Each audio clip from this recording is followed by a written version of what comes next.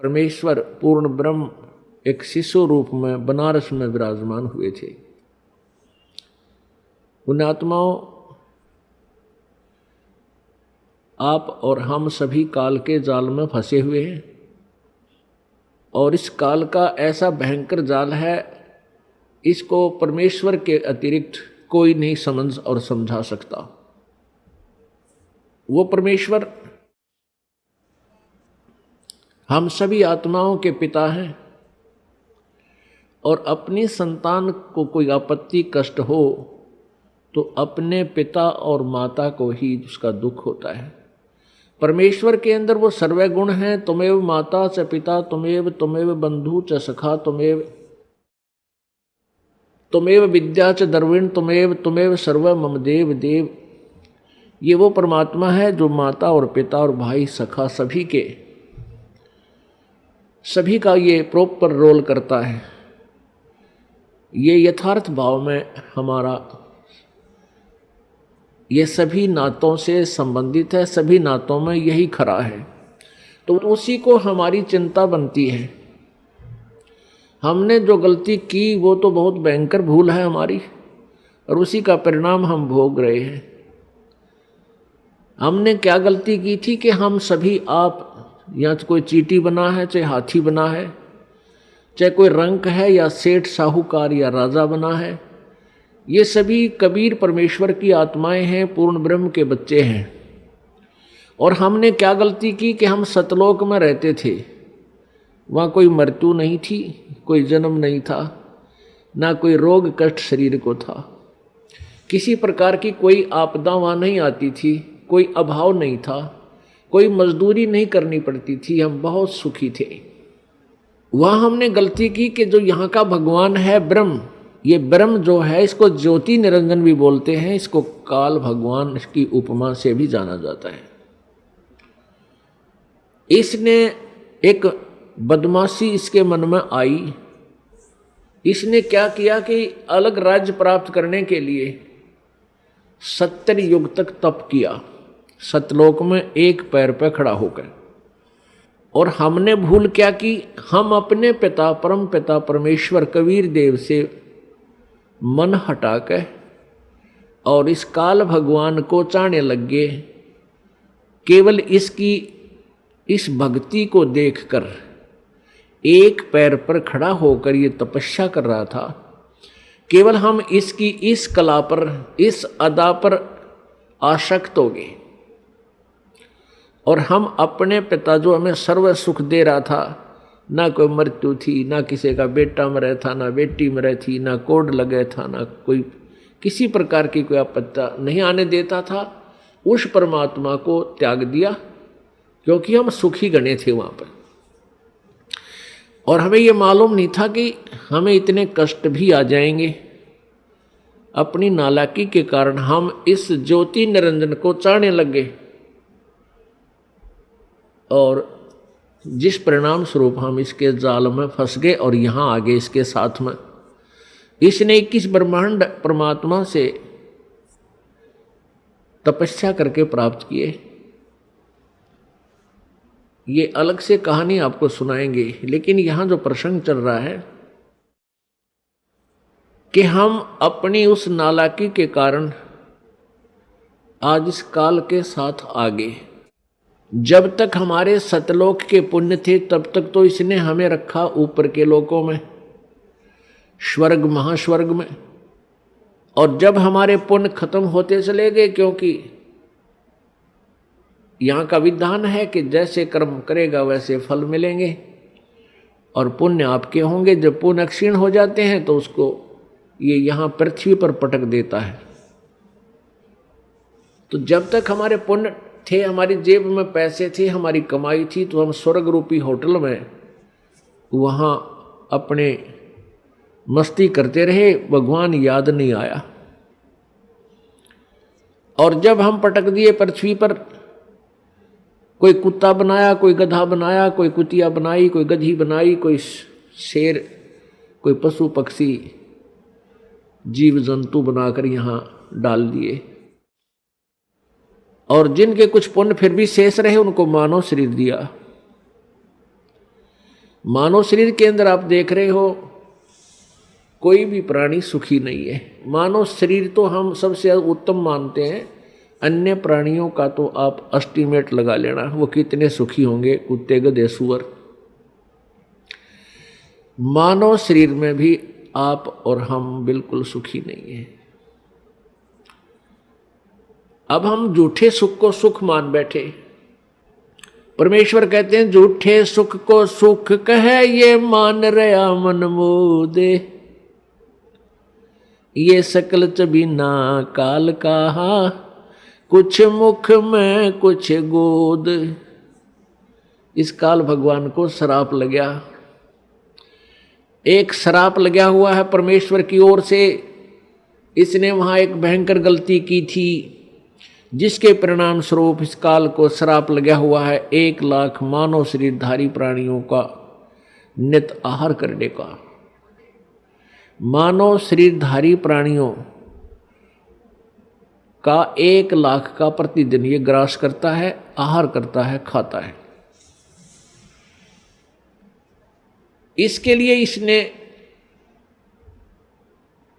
हम सभी को यहां रोक रखा है, जैसे कसाई बकरे पालता है। पुण्यात्माओं, ये परमेश्वर कबीर जी द्वारा दिया गया ये ज्ञान है, ये दास आपको व्याख्या कर रहा है और ये परमात्मा का बताया हुआ है। इस पर बहुत गहराई से सोचना, इसको केवल एक कथा मत समझना।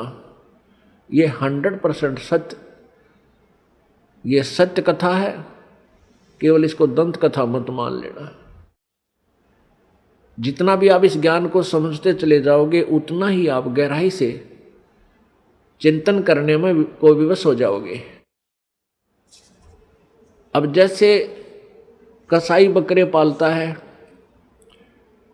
उन बकरों के लिए वो बहुत व्यवस्था करता है, उनको चारा चराता है, उनको पानी पिलाता है, गर्मी सर्दी से बचाता है, उसके ऊपर कोई छान डाल देता है, कोई शेड बनाता है। तो अबोध बकरियां उस कसाई को अपना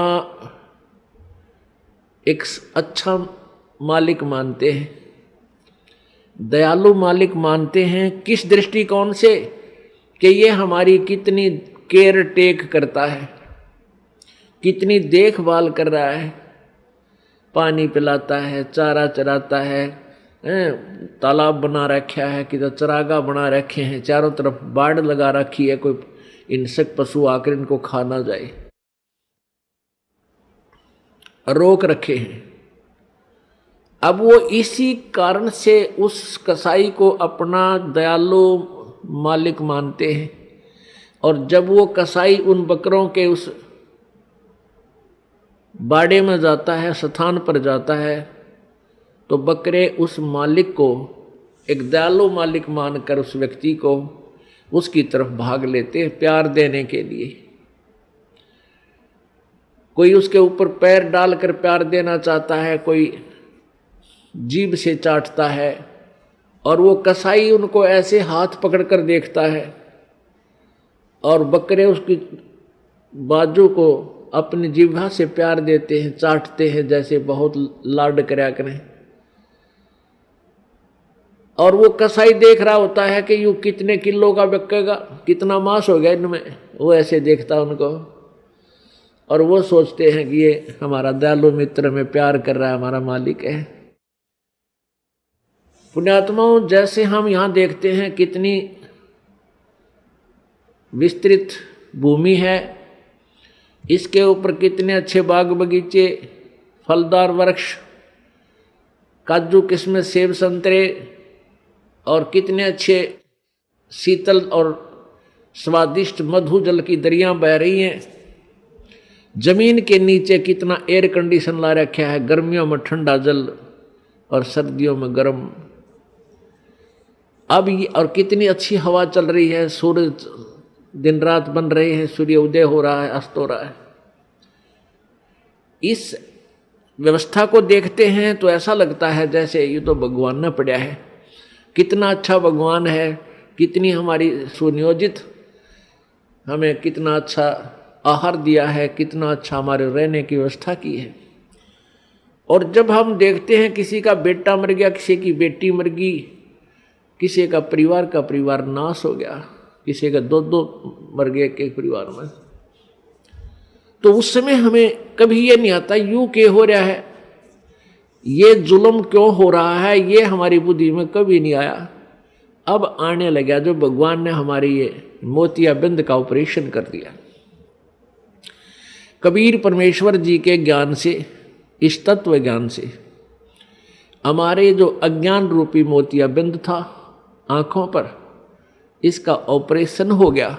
अब हमें स्पष्ट दिखाई देता है ये के कारण है यहाँ पर इतनी व्यवस्था करने का। जैसे वो कसाई ने अपने स्वार्थवश कितना परिश्रम कर रखा है और किस प्रकार बकरों को रोक रखा है, और शाम के समय वो ना देखता, जब भी ऑर्डर आ जाता है 10 बकरे चाहिए, बकरी चाहिए, वो छांट के ले जाता, वो ना देखता किसकी माँ है, किसका बेटा, किसकी बेटी, एक परिवार के 2 हैं एक, वो तो डंडा लेकर और निकाल लेता 20-30 इकट्ठे ही चल, और जाते ही कटवा के अपने पैसे गिन लेता है। ठीक इसी प्रकार ये यहाँ का भगवान है जिसको ब्रह्म बोलते हैं, ज्योति निरंजन कहते हैं। और अभी तक ये ऋषि महर्षि संत इस ब्रह्म की साधना के लिए ही हमें प्रेरित करते रहे। और इस ब्रह्म के 3 पुत्र हैं ज्योति निरंजन के, रजगुण ब्रह्मा जी, सतगुण विष्णु जी, तमगुण शिव जी। और इस ज्योति निरंजन ब्रह्म की पत्नी है दुर्गा,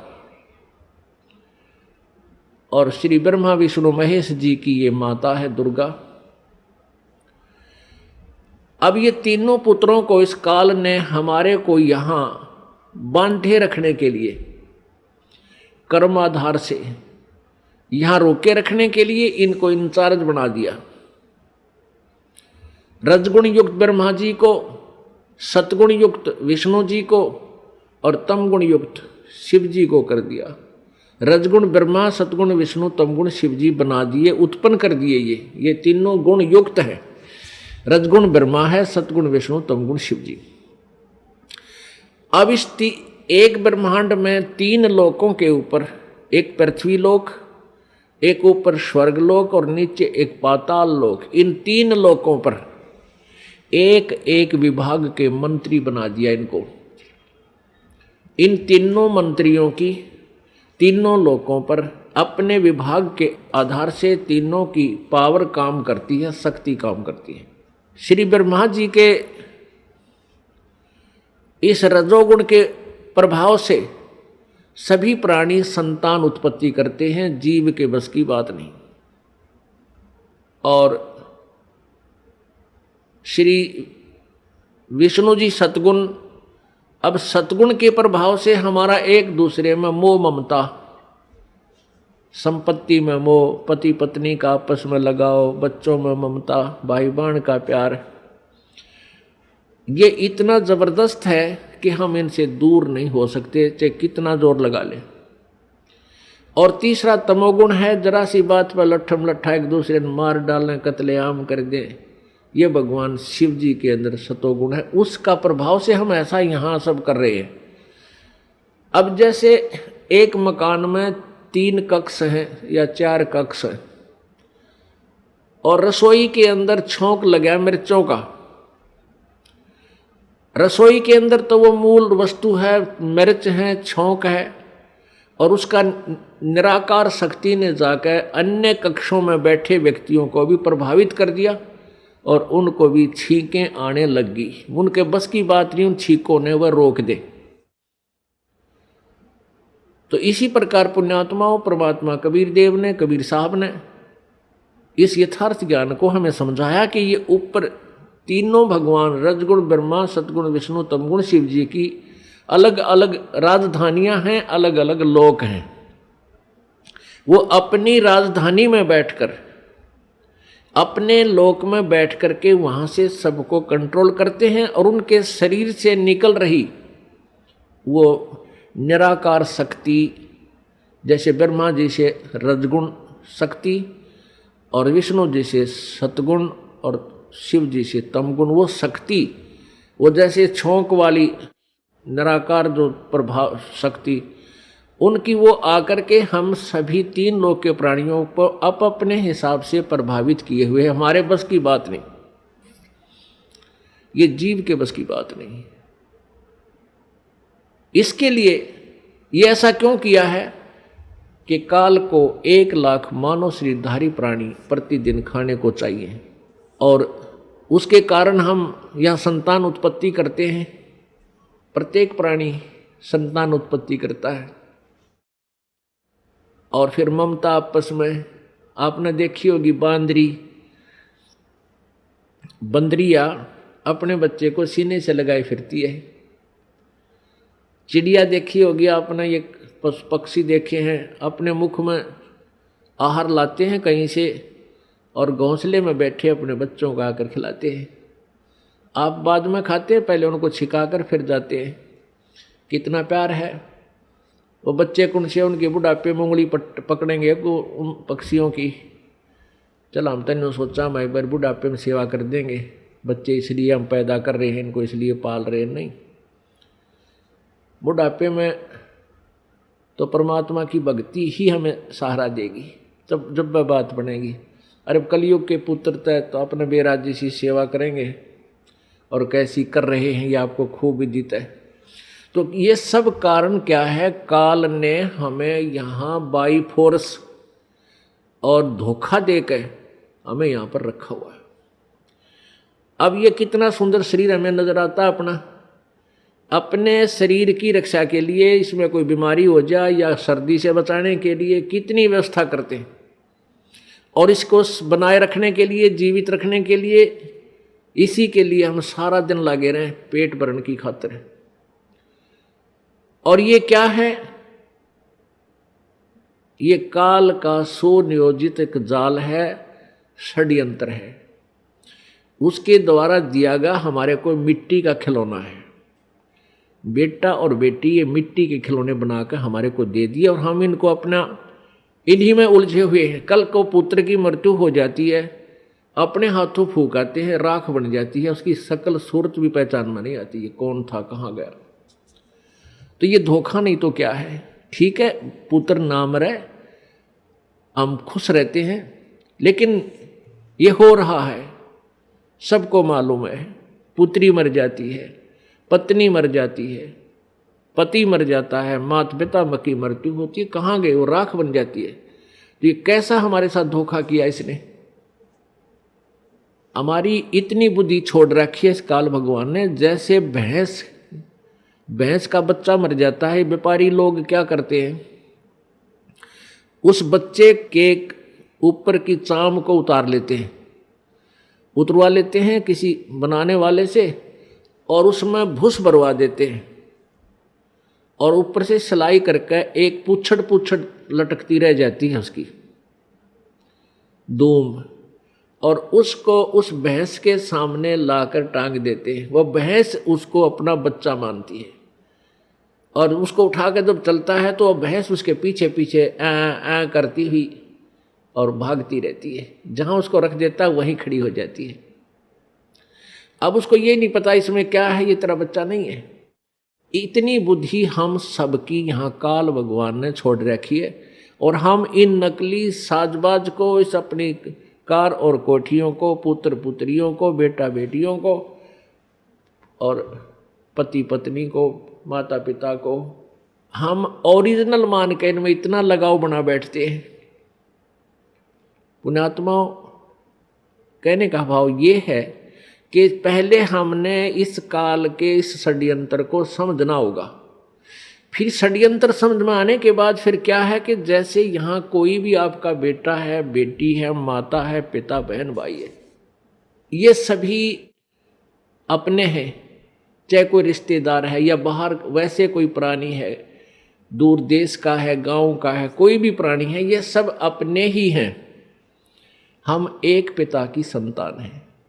अब हम यहाँ काल के जाल में फंस गए, और यहाँ की जो मर्यादा, यहाँ की व्यवस्था, यहाँ का नियम कानून ऐसा है, तो फिर हमने अपने बच्चों को, भाइयों को, बहनों को, मित्रों को, जो भी हमारे संपर्क में आवे, उनको सबसे बड़ा उनका उपकार ये है कि उनको इस काल के जाल से परिचित करावें।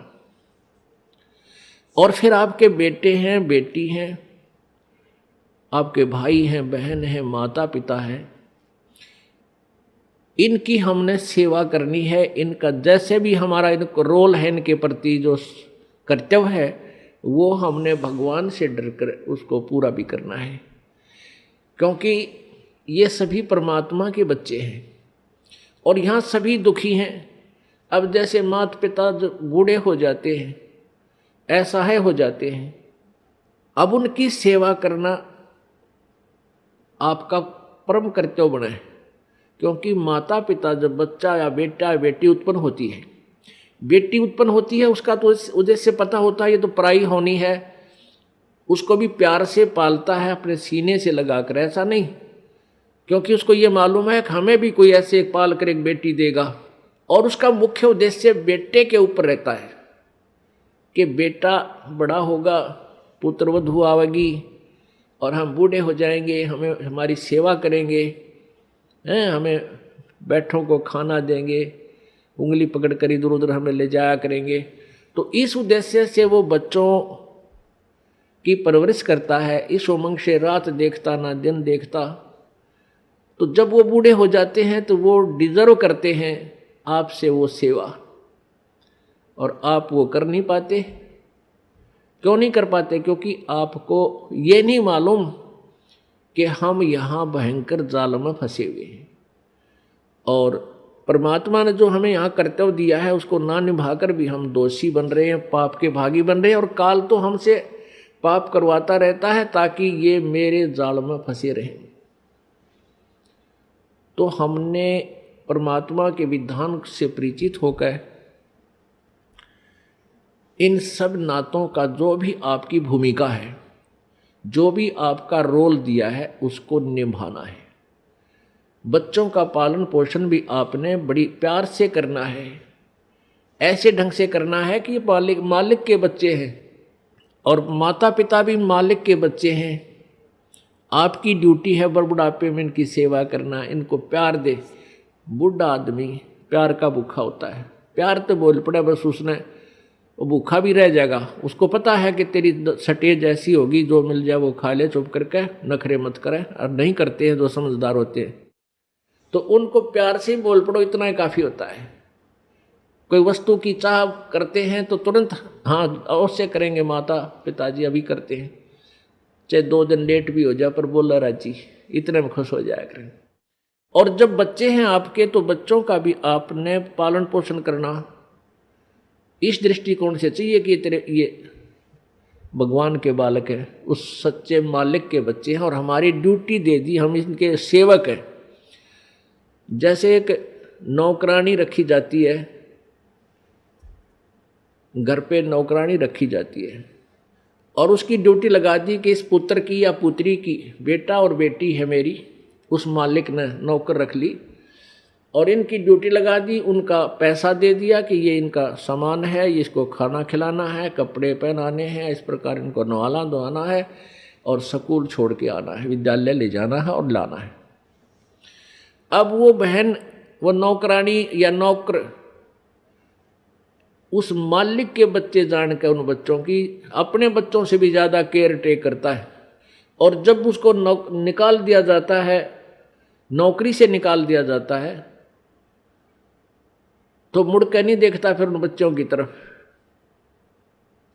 और जब तक वो नौकर रहता है, उनकी सेवा की ड्यूटी है, वो बहुत चिंतित रहता है कि मालिक गुस्सा ना हो जा, इनकी कोई सेवा में फर्क रह जा, कोई कमी ना आ जा, त्रुटि ना रहे। एक समय ये दास सर्विस करता था जब जेई की पोस्ट पे, जहाँ हमारा कार्यालय था उससे 2 मकान छोड़कर एक बड़े साहूकार सेठ का मकान था। उसकी एक बेटी थी, वो ज़्यादा से ज़्यादा 8-7 वर्ष की होगी, पहली या द्वितीय कक्षा में वो पढ़ती थी। और उस लड़की का विद्यालय वहाँ से ज़्यादा 1000 फुट होगा, 1000-1500 फुट की दूरी पर था।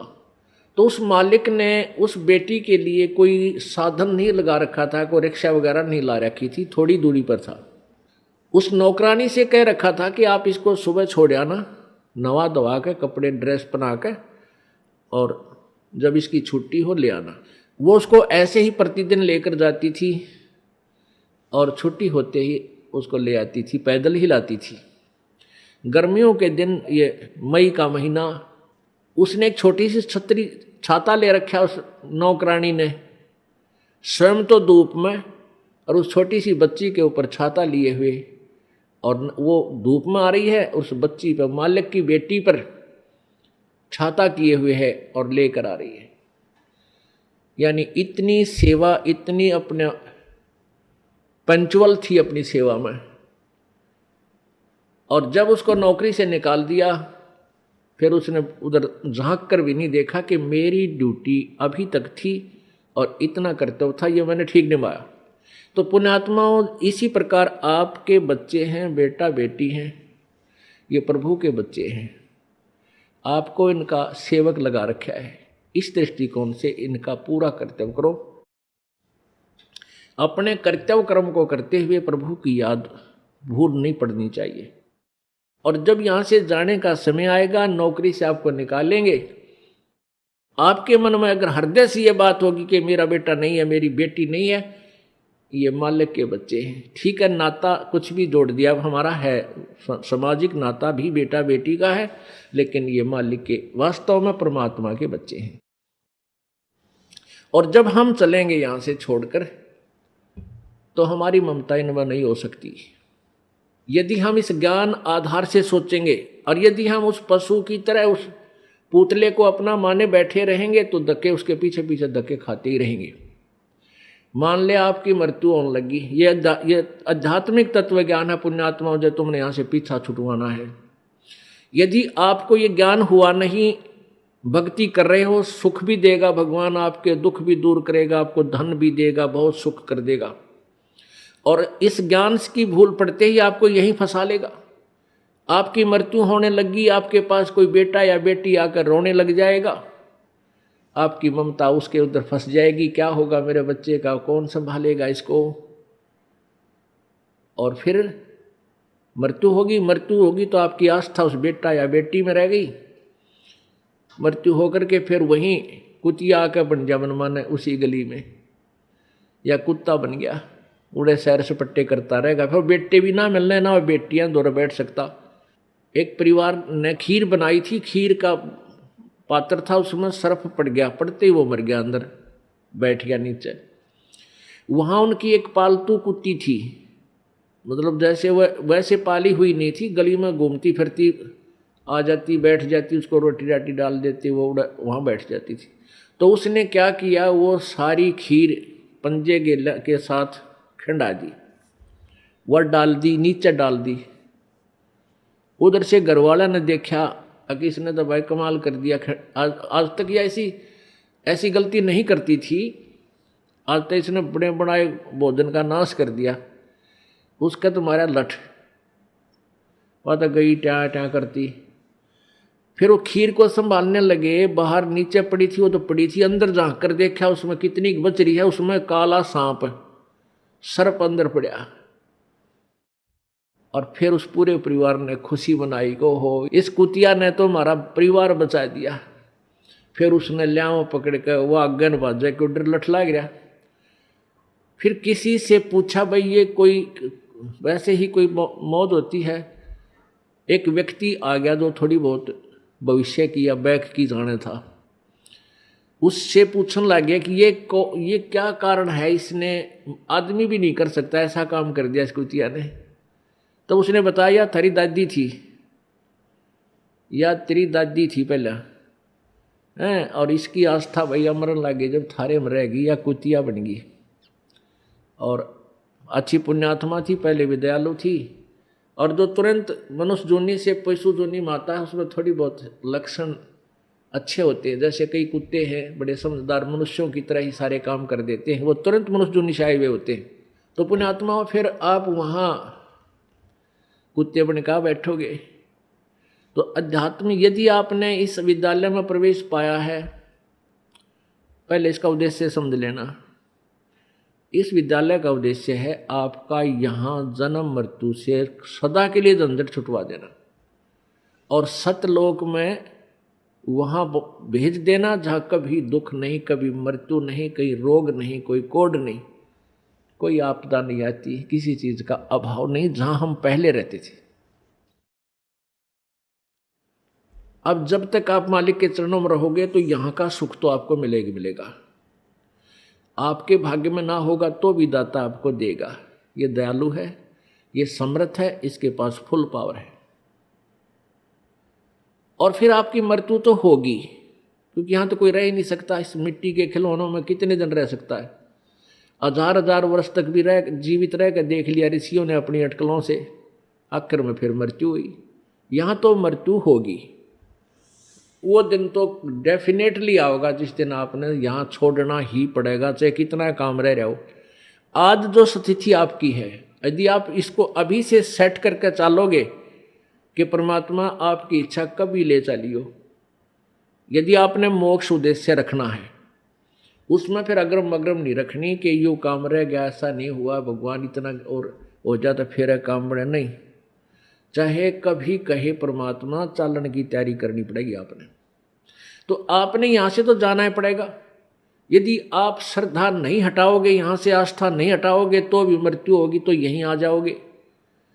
इस ज्ञान को आधार बना के और परमात्मा को साक्षी रख के जब भी चालन की तैयारी आवे, किसी समय आ जा, सहर्ष चल पड़े कि कभी ना कभी तो पीछा यहां से छुटवाना ही पड़ेगा। मान लीजिए आप परमात्मा के मार्ग पर लगे हुए हो और आपके साथ कोई ऐसी घटना, वैसे तो मालिक घटना नहीं देता जल्दी सी, वो भी आपकी कोई त्रुटि होगी या परमात्मा की कोई और रजा होगी, उसमें वो आपके हित में ही होगी। जैसे जिसको हम अकाल मौत कहते हैं, तो यहाँ पहले तो अकाल मौत आपकी होगी नहीं, और होगी तो घनी आपके ऊपर मेहर होगी, कोई विशेष कृपा होगी, या आपका नाम टूट चुका हो। प्रथम तो अकाल मृत्यु होगी नहीं इस मालिक के चरणों माने के बाद। इसके हाथ में है मासा घटे ना चल बढ़े, विधना लिखे जो लेख, और साचा सतगुरु मेट कर ऊपर मार दे मेघ। ये वो परमात्मा है जिस लिखे हुए लेख को, प्रारब्ध को कोई भी चेंज नहीं कर सकता।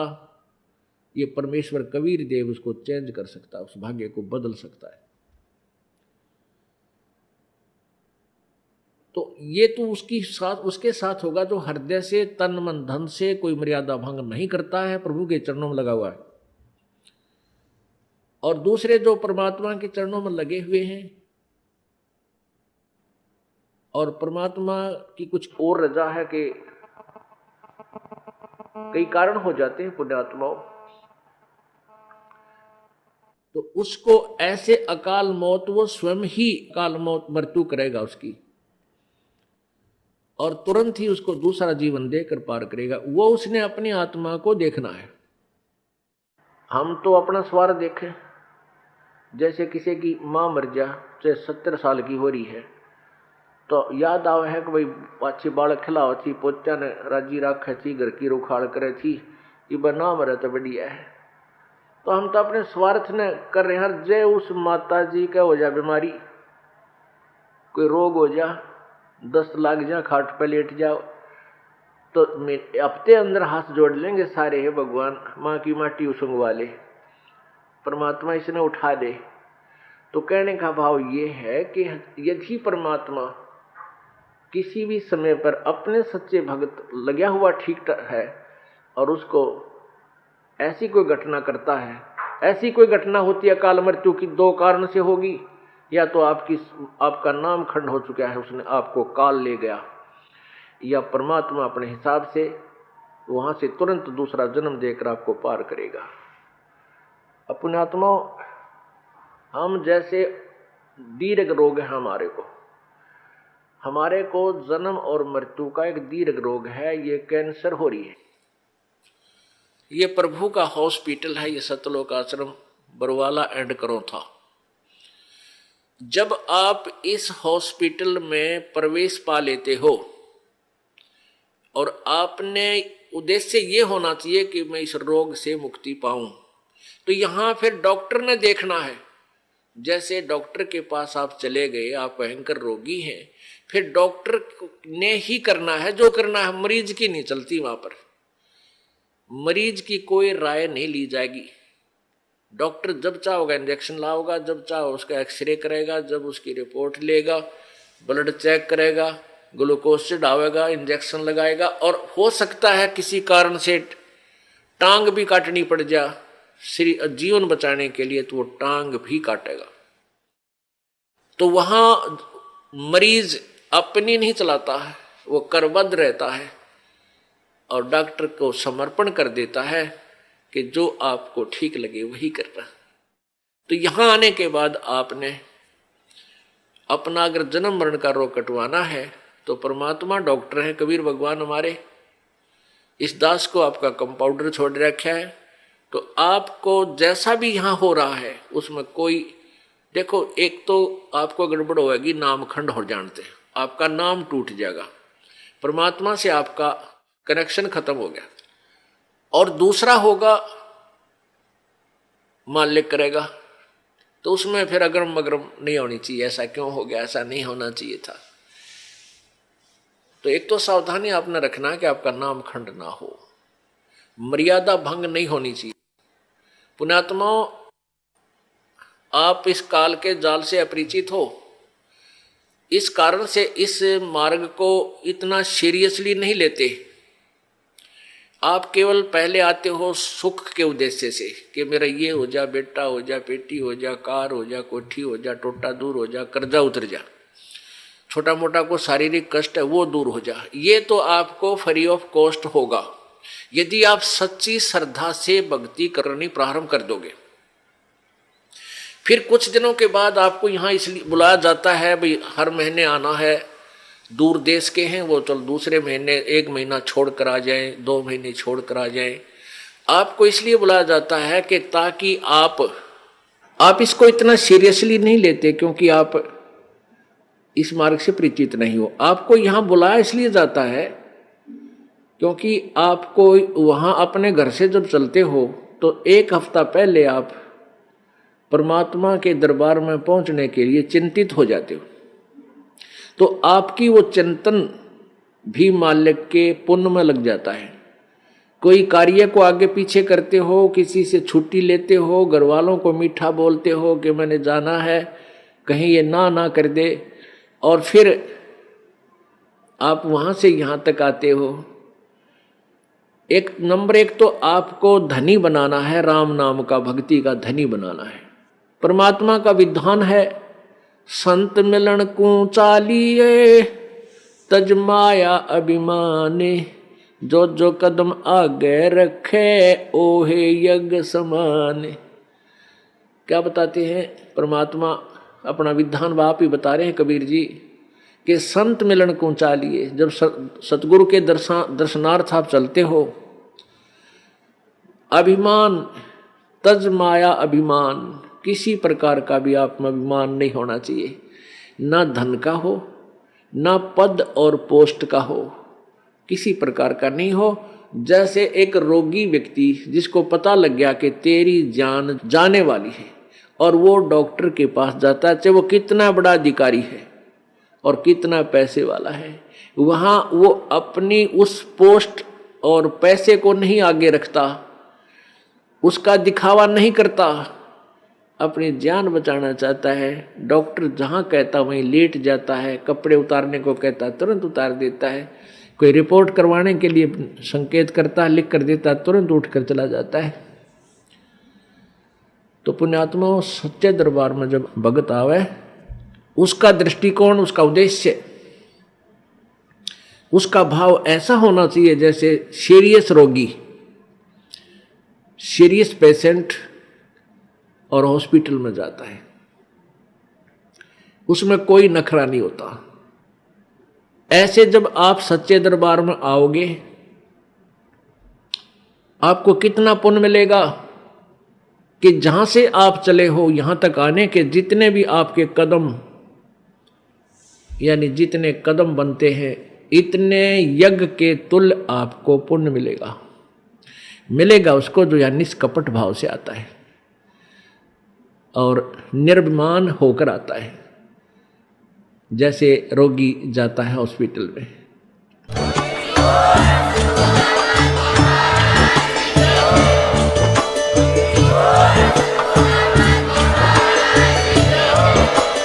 आप सुन रहे थे जगत गुरु तत्वदर्शी संत रामपाल जी महाराज जी के मंगल प्रवचन। अधिक जानकारी के लिए विजिट कीजिए हमारी वेबसाइट www.jagat